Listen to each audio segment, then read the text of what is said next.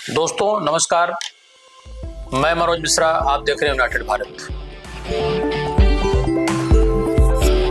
एक समय वो भी आया था, हम लोग आपने देखा था कि जब वो 370 के खात्मे को लेकर के सदन में जिस तरीके से बिल पेश किया और पास कराया, उसमें उनकी मजबूती किस स्तर पर दिखी, कमिटमेंट किस स्तर पे दिखा।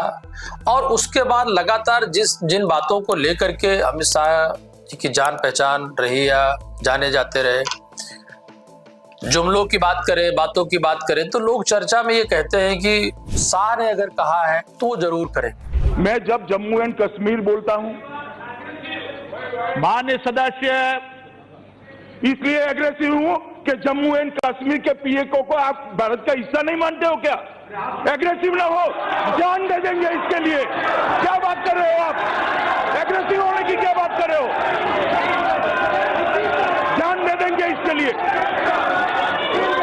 सदन में इन सब से पीछे कई बार ऐसा मौका रहा है, कई बार ऐसी बातें हुई बहस के दौरान या जवाब देने के दौरान, सरकार का पक्ष रखने के दौरान अमित शाह ने डंके की चोट पर सीने पे ठोक के कहा कि पीओके लेके रहेंगे। मैं उनको बताना चाहता हूं, जब आप 5 अगस्त 2019 के बिल को चैलेंज करते हो, तब आप डिलिमिटेशन कमीशन एक्ट को भी चैलेंज करते हो। ये मत भूलो कि आप इनके रिजर्वेशन के खिलाफ बात करते हो। जिसको जो बोलना है वो बोले। इस सदन में बोला हुआ शब्द इतिहास बनता है। मैं आज फिर से कहना चाहता हूं, पाक ऑक्यूपाई कश्मीर भारत का है, हमारा है और हमसे कोई नहीं। और जब ये बात कही जाती है तो उन बातों का प्रायोगिक रूप में जवाब हमको मिला और हमने उस पर भरोसा किया, हम सब ने, आपने किया। कश्मीर की समस्याओं को खत्म कर भारत के साथ संवैधानिक रूप में जोड़ने की जो एक अड़चन थी, जो लंबे समय से कई अधिकार थे भी और नहीं भी थे, वो था 370। ये मैं बात इसलिए कहना चाह रहा हूं कि उनके बयान में एक बात उभर कर आई कि आतंकवादियों द्वारा उरी, पुलवामा और फिर पहलगाम, ये 3 हमले हुए और तीनों हमलों में भारत सरकार ने और भारत की सैन्य शक्तियों ने, हमारे सैन्य अधिकारियों ने मुंहतोड़ जवाब दिया और हमने भरपूर बदला लिया। पीओके में मुजफ्फराबाद, कोटली, भावलपुर, मुरीद के पाकिस्तान की सीमा में 100 किलोमीटर अंदर जाकर हमारी सेना ने आतंकवादियों को जवाब देने का काम किया है। 100 किलोमीटर अंदर कई सारे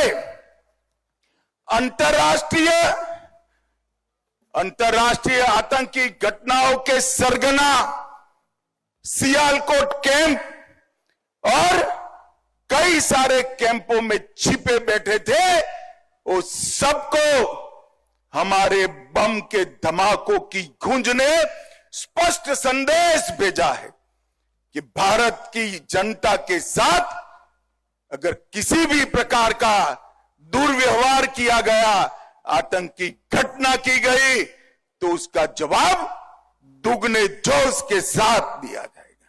और मित्रों, जब हमने सिर्फ आतंकी हमलों पर ही, आतंकी अड्डों पर ही हमला किया था, फिर भी 8 तारीख को पाकिस्तान की सेना ने हमारी निर्दोष जनता पर कच्छ से लेकर कश्मीर तक पूरी पश्चिमी सीमा पर हमला करने का दुस्साहस किया। मगर मोदी जी के समय में हमारी एयर डिफेंस सिस्टम इतनी परफेक्ट बन चुकी थी कि एक भी मिसाइल्स भारत की भूमि पर नहीं गिर पाया, एक भी ड्रोन उनका भारत की भूमि पर नहीं गिर पाया। 100 से ज्यादा दुर्दांत आतंकवादियों को समाप्त करने के बाद जब एक भी हमला भारत को नुकसान पहुंचाने के में सफल नहीं हुआ, पाकिस्तान की सेना अभी सोचती ही थी। और 9 तारीख को हमने 15 जगह पर, ये भी उनके एयरबेस पर उनकी जनता को कोई नुकसान नहीं किया। 30 देशों में 8 दल, जिसमें अन्य सभी दलों के सांसदों के प्रतिनिधियों के रूप में, खासकर आपने देखा ही, चाहे ओवैसी की बात कर लें, थरूर की बात कर लें, चूंकि ऐसे चिर परिचित लोग हैं जो चर्चा में आए जाते हैं, लेकिन बाकी 59 लोग उसमें शामिल हैं।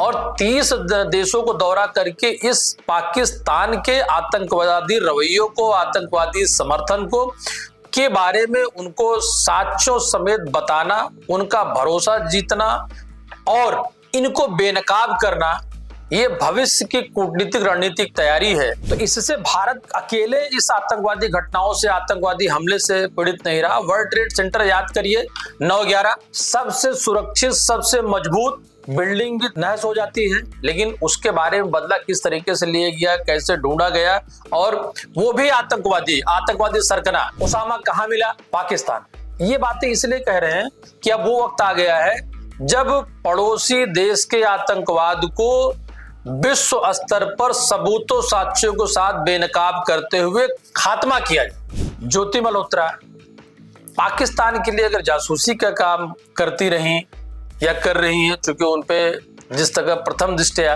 सरकार लगातार पूछताछ कर रही है, हरियाणा के रहने वाले हैं, उनको गिरफ्तार भी किया गया, तो अब पाकिस्तान के उच्च आयोग में बड़े पदों पे उनके दानिश के व्यक्तिगत निजी रिश्तों की बात भी खुलकर आई है।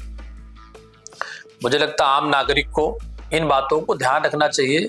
व्हाट्सएप, टेलीग्राम, स्नैपचैट ऐप, इन सब माध्यम से अगर उनके बीच में कुछ चीजें लीक हुई हैं, किसी भी तरीके की चीजें लीक हुई हैं, पाकिस्तान यात्रा के दौरान उनके बनाए गए वीडियो, लाहौर की तारीफ करना, अगर आप पाकिस्तान के लिए शूट करते हो, पाकिस्तान के लिए वीडियो बनाते हो और उसको खुफिया तरीके से उसको कुछ भी आप देते हो, तो भी कहीं ना कहीं एक तरीके से राष्ट्रद्रोह है।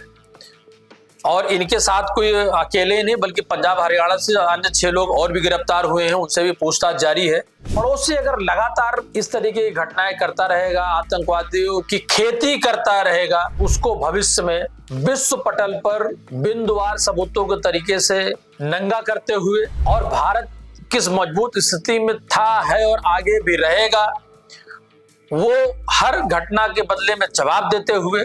और तीसरी जो सबसे बड़ी बात है, हमें इन बातों पर भी विचार करना पड़ेगा कि अगर जासूस किसी भी रूप में भारत के खिलाफ पैदा होकर के पाकिस्तान को समर्थन करते हैं, पाकिस्तान को सूचनाएं मुहैया कराते हैं, तो ये उस दुश्मन देश के नागरिकों से, उस आतंकवादियों से कहीं न कहीं ज्यादा खतरनाक हमारे लिए है।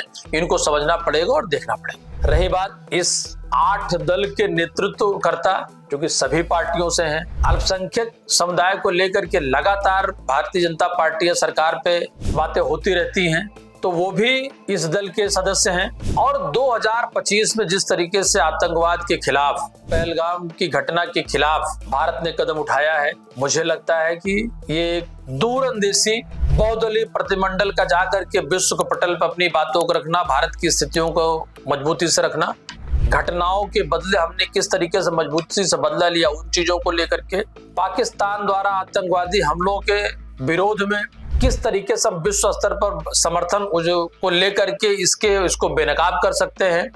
बेहतर रणनीति का एक पटापेक्ष कहिए, कह सकते हैं कि समापन की ओर कहिए, और अपने बॉर्डर की सुरक्षा करते रहना, इन घटनाओं को दोबारा नहीं होने देना, ये प्रमुख चीजें ऐसी हैं। जो नुकसान तो बहुत हुआ, 26 लोग, वो इनोसेंट लोग उस घटना में मरे, लेकिन एक बात कही गई है कि बीमारी कैसी भी हो, अगर उसकी जानकारी आपको मिल जाए समय रहते, तो आप उसका इलाज करके स्वस्थ हो सकते हैं।